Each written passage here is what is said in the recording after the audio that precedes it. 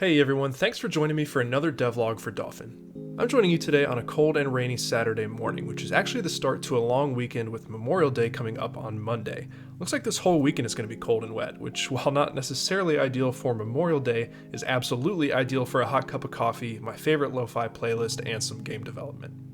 As usual, I'll start by getting y'all caught up with what I've been working on since the end of the last devlog, which is basically just more sounds. I won't go through everything I've done since you'll end up hearing it all eventually, but maybe a few important things to note are that I've swapped from Reaper to Logic Pro on my MacBook for my sounds, just so that I'm using the same software for both sounds and music, and I've refactored my implementation of volume sliders to use Godot's audio buses rather than just changing the volume of each individual audio stream player as I showed in the last devlog. If you're curious about how those audio buses work, it's actually very straightforward. You can see here we are in my options canvas class, which is the parent to those various sliders I have on my options screen. You can see that when those sliders have their value changed, they emit a signal which we're capturing here. When I capture that signal, I go ahead and broadcast a global signal based on which slider was changed. You can see we have signal sound volume, signal music volume, and signal master volume. If I switch over to my audio manager class, which is an autoload singleton, I am subscribing to those global broadcasts, and when we catch one of those signals, I grab the correct bus using audioserver.getBusIndex for sound, music, and master, and use the very helpful linear2db function to go ahead and change the volume of that bus. Works like a charm. With those enhancements wrapped up, I've been feeling more confident in the foundation of my sound system, so I've basically just been recording new sounds to add to the game and trying to improve upon the ones that I worked on in my first devlog. Now, I've introduced a handful of these as I mentioned, but I really just want to show you a few this morning that are my favorites. The first of which you can't hear as we're in the middle of the island, but as we approach the water here, you'll start to hear the first ambient noise that I've introduced to Dauphin, and that is of course the sound of the waves kind of ebbing and flowing at the shore.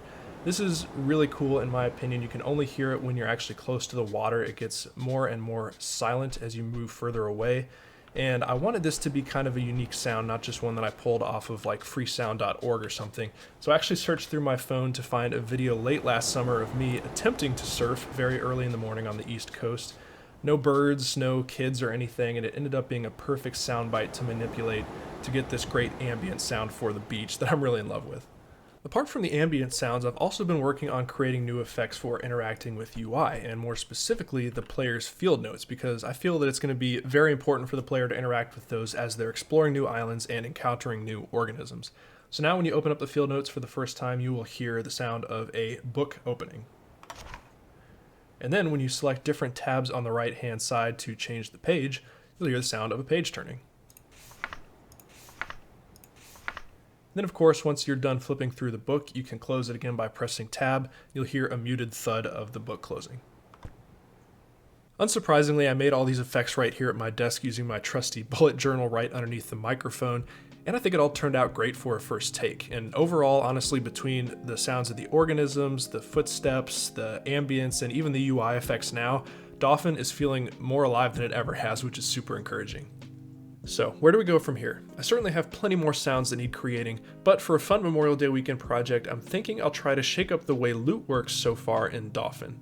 Right now, when you remove corruption from an organism and that organism drops loot, you automatically scoop it right up if you're close enough. There's nothing inherently wrong with that, but I personally find that can sometimes be annoying in games that have a finite amount of inventory space, as Dauphin will, because your inventory can fill up in no time with junk that you may not necessarily want to be collecting. As an alternative, I'm looking towards games like Breath of the Wild where you have to intentionally pick up the spoils of a battle. I honestly really love picking up weapons and monster parts in that game. You get a satisfying little jingle for every item you loot, and I can actively avoid picking up weapons that I know I don't have room for. So I'm going to try to create a system like that for Dauphin. It may work, it may not, which is totally fine, and it may be something that I can leave as a toggle for the player if I architect it correctly. In any case, I'm excited to jump in and give it a go, and I'm going to start by creating some new UI for our loot.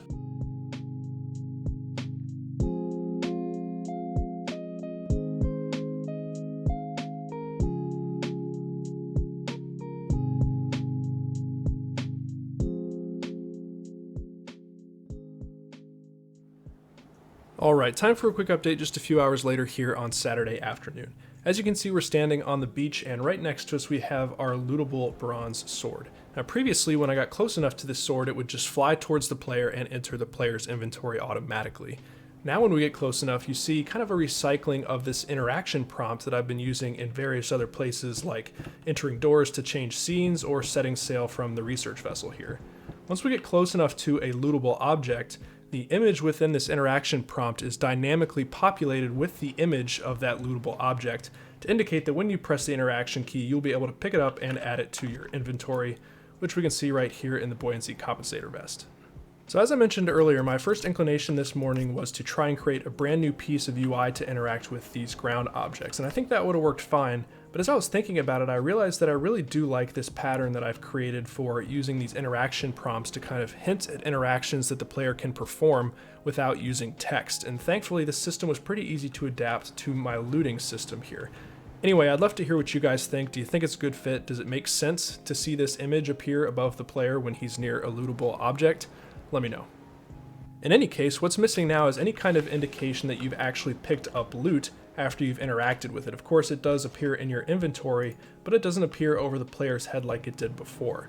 I think I'm going to adapt a pattern that I see in many other games where you can pick up lots of types of loot at once and kind of create a temporary scrolling view here on the right side of the screen, where as you're rapidly picking up weapons or crafting materials, you'll see them briefly appear here so that you can glance over and think, oh, I picked up a sword and 3 crab shell fragments.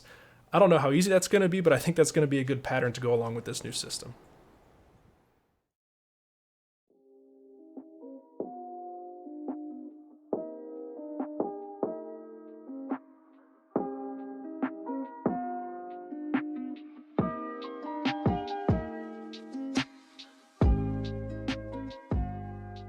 Hey everyone, back at my desk here at just about noon on Sunday, and I wanted to give you an update on the progress I made last night on what I'm calling the loot log.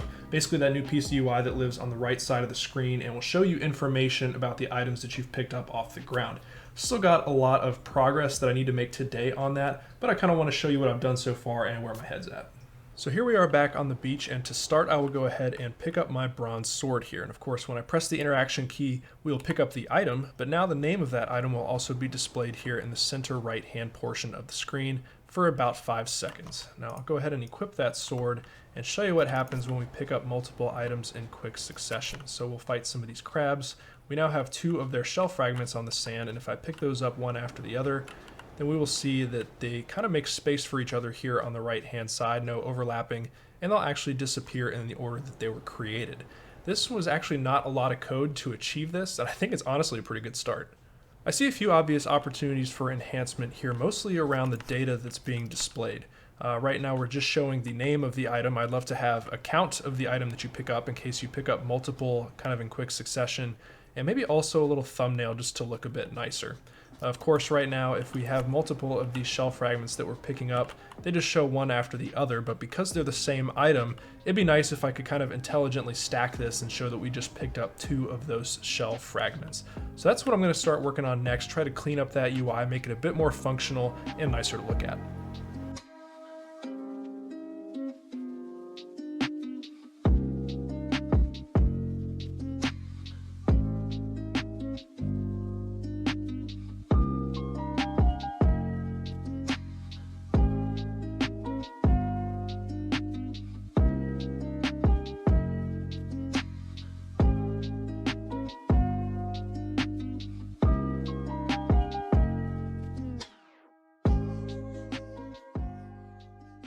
Welcome back to Monday afternoon, just going on 3 p.m. I've had the day off today for Memorial Day, for which I'm very thankful, and I've actually spent most of it working on Dauphin. I wish I had a little bit more progress to show, but I got kind of caught up on the implementation details of the initial sounds, which I'll show you here in a second, and just some of the visuals of that loot list that appear on the right side of the screen. But in any case, did make some progress. Let's go ahead and jump in and take a look. So here we are back on our favorite beach. We'll go ahead and walk up and grab our bronze sword here. And we'll notice a few things are different. Hopefully you heard the little jingle now associated with picking up an item.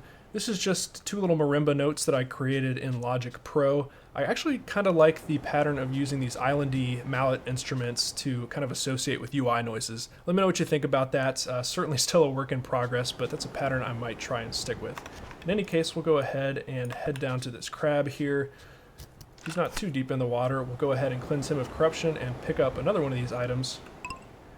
And we'll notice some new visual effects here over on the right side. We now have a really nice fade in and fade out, which I think adds a ton of polish to the way this looks. And apart from just the fade in and out, we also have a little thumbnail of the item that we just picked up. We'll go ahead and get rid of this guy. You'll see that to the left of the name of the item, we have that little thumbnail, kind of reminding us of what we just picked up. Overall, I think it's a pretty clean UI, and I'm happy with the first take on it. Now, yesterday I made a post on Twitter to show off some of my progress here and get some feedback, and I got some really great responses. One that particularly resonated with me pointed out that these changes might really only make sense for non-stackable items, which in Dauphin's case will amount to specimens, weapons, and tools. For stackable items like these crab shell fragments, it would certainly be nice to at least leave the player with the option to auto-loot so that they're not constantly hammering away at the interaction key. I like the idea of giving the player that choice, so that's what I'll be working on next. Probably not today though. These changes and this video have kept me pretty busy on this long weekend, so I'm going to kick my feet up and enjoy a lazy conclusion to my Monday off. I'll be back for the final update in a few days.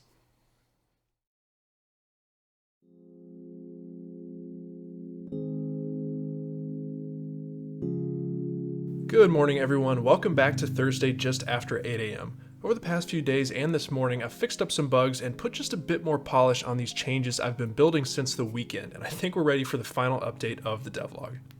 I'm going to use these two separate piles of loot here on the beach to illustrate these changes, the first over here on the left and the second on the right.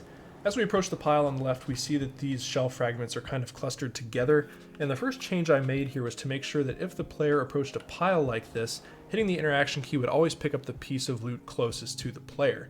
And when that happened, a recalculation would quickly happen to allow that to continue to take place if the player was hammering that interaction key. So as you saw there, I was able to press that interaction key very quickly and accurately pick up all of those pieces of loot. My second change is in response to that Twitter feedback we talked about previously. If I open up my options panel, we will see a new toggle at the top titled Auto Loot Materials, which will allow for the automatic pickup of crafting materials. That includes things like these shell fragments here, but not tools like the fishing rod here. That's just because here in our collection bag, we have a lot of slots for stackable crafting items, but in the buoyancy compensator vest where weapons and tools are stored, we don't have many slots, and those items will not be stackable. So I want the player to be more intentional about the tools they bring with them on a journey and the room that they leave in their pack to pick up new tools. When I decide to toggle this option on, it behaves as you might expect. So go in here and flip the switch, and next time we approach one of these items, instead of having to press that interaction key to pick it up, we will go ahead and automatically pick up that item. That, however, does not happen here with the fishing pole. If we want to pick that up, we're going to have to continue to press that interact key to have that item enter our inventory. Overall, I'm very happy with these changes, most of which I was able to knock out over the weekend. The experience of collecting loot in Dauphin is very important to me, and I reckon it's something I'll continue to refine as development progresses. As always, I want to thank all of you who watch, like, comment on, and subscribe to these devlogs. I want to give a special shout out to my Garami supporters on Patreon: Cody Odin, Finnick Games, Mega Ombre, Vlad Sunny, James Kennedy, Jess Sargo, and those who wish to remain anonymous. I'll also mention that I heard your feedback from the last video loud and clear. I'll definitely be working on a setup video here soon along with the next devlog. Until then, stay safe and thanks for watching.